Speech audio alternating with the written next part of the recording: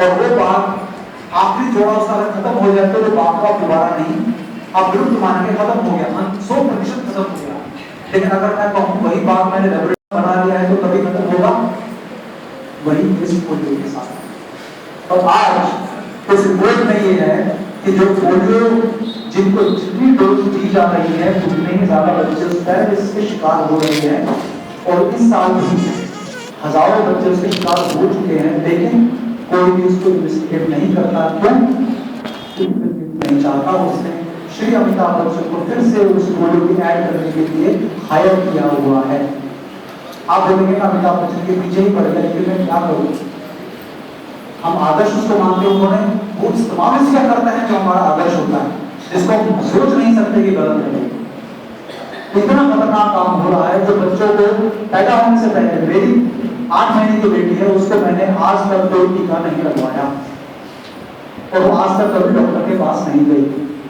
तो ये मैं आपके साथ करने के बाद आपको बोल रहा हूँ, जब वो घर में थी तभी मैंने घर में कोई टीका नहीं लगवाया, सिर्फ गौमूत्र पिलाकर उसका मैंने, और उसको जो परवरिश घर में भी हुई और आज उसके बाद भी हो रही है। तो ऐसा नहीं मैं सिर्फ भाषण देकर आपको चला जाऊंगा, ये मैं अपनों का पालन करने के बाद आपको बोल रहा हूँ कि अगर हो सके तो माँ का दूध बच्चे को पिलाइए, वही उसके लिए सबसे बड़ी चीज है। उससे बड़ा एंटीसेप्टिक एंटीबायोटिक कुछ नहीं हो सकता। और हमारे देश में सबसे बड़ी प्रॉब्लम की हमारे यहाँ तो पूरा जहाँ गर्भ शास्त्र होता है, गर्भ में आकर बच्चा पैदा होने की जो शास्त्र पूरा शास्त्र है, इस देश में बच्चे ऐसे पैदा हो रहे जैसे जानवर पैदा होते हों। क्यों?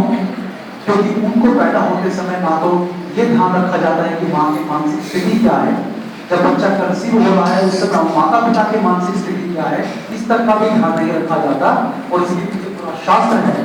और आज माँ सिर्फ इस डर से अपने बच्चे को पेट में पालती है कि पता नहीं बेटा होगा या बेटी, और उस मानसिक क्लेश के साथ जब वो बच्चे को पैदा करती है तो वो कुंठा उस बच्चे में भी जाती है। क्योंकि जब अभिमन्यु पेट में रहकर चक्रव्यूह तोड़ना सीख सकता है, तो आज जो हमारी माता बहनें टीवी में मर्डर होते देखती हैं, तो बच्चा पेट में मर्डर भी सीख सकता है। और आज मैंने देखा है 9 महीने का बच्चा जब पैदा होता है तो उसका कैटरेक्ट हुआ मिलता है, जो 60 साल की उम्र में पकता है। हो गया। तो आप ये ध्यान रखिए कि आपके जो बच्चे हैं वो गर्भ से बाद में जितना आप देखभाल कर रहे हो, गर्भ से पहले उनकी देखभाल करना ज्यादा जरूरी है। तो अपने बच्चों को, स्पेशली अपने आने वाली जनरेशन को अगर आप बचाना चाहते तो अपने बच्चों को गर्भ से जहर देना, ये टिटनेस का टीका, फॉलिक एसिड, आयरन, विटामिन कुछ नहीं। तो आप सभी जो है उनको अपने अगर घर में कोई गर्भवती है उसको चूना दीजिए तो कैल्शियम की कमी दूर होगी।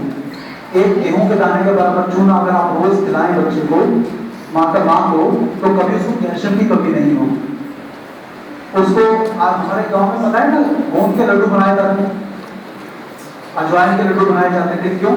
क्योंकि गर्भ में जो बच्चे ने सारे पोषण तत्व खींच लिए माँ के अंदर से, वो सारे दोबारा वापस देने के लिए वो गोंद के लड्डू बनाए जाते हैं घी में बिल्कुल। तो माँ को सारी की सारी चीजें दोबारा मिलती हैं। आज डॉक्टर्स का जैसे सिजेरियन हुआ, कुछ भी हुआ, कुछ नहीं खाना, वो बेचारी माँ 1-2 महीने बाद कुछ हाथ पाती है, तब तक तो बिल्कुल परमानेंटली कमर के दर्द की मरीज बन जाती है, आर्थराइटिस की मरीज बन जाती है, बुरा हाल हो जाता है। और उस माँ को मिट्टी के बर्तन में खाना खाने का मैं तरीका बताकर अपनी वाणी को मैं विराम दूंगा कि मिट्टी के बर्तन जो हम आपके लेकर आए हैं उसमें खाना बनाना बहुत आसान है, हम अपने घर में बनाते हैं, कोई पिछड़ेपन की निशानी नहीं है, बहुत स्वादिष्ट खाना बनता है। तो आज से आप शुरुआत करिए स्वदेशी की तरफ बढ़ने का। वो अपने घर में मिट्टी की हांडी में खाना बनाने के, तो उसको आप जब भी खाना बनाने लगे तो आप उसके अंदर केवल ऐसा नहीं कि रात में आपको भिगो के खाना पड़ेगा, उसमें पानी गर्म कीजिए, दाल डालिए, उसको उबालिए, तो वो पक जाएगी आज 15-20 मिनट के अंदर। और पकने के बाद बाहर निकाल के उसमें छौंक लगा लीजिए, बहुत स्वादिष्ट बनी।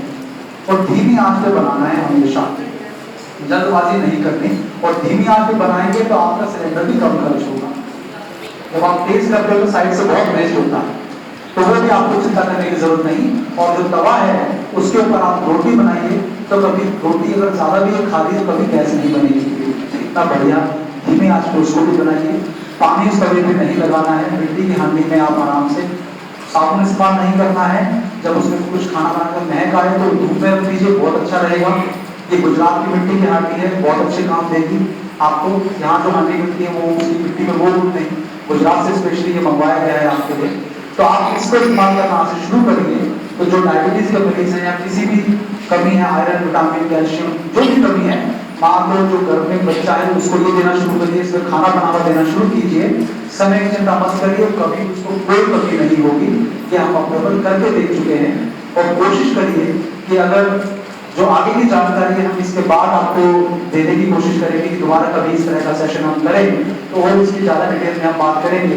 अभी इतना ही समय हमारे पास है, तो आपके जो प्रश्न हो वो आप लिखकर यहाँ दे सकते हैं, हम कोशिश करेंगे उसको हम हल करें।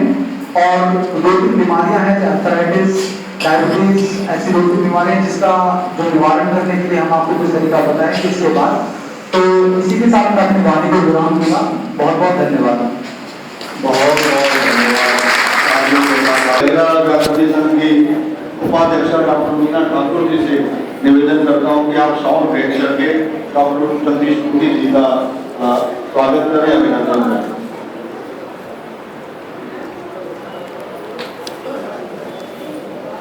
और हमारे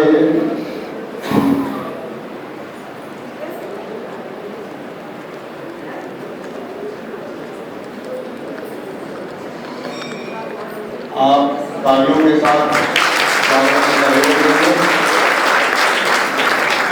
हमारे मंडल अध्यक्ष सोलंकी जी और योगवीर जी यहाँ बैठे हैं, तो कृपया आए, माला भेंट करके डॉक्टर साहब का स्वागत करें।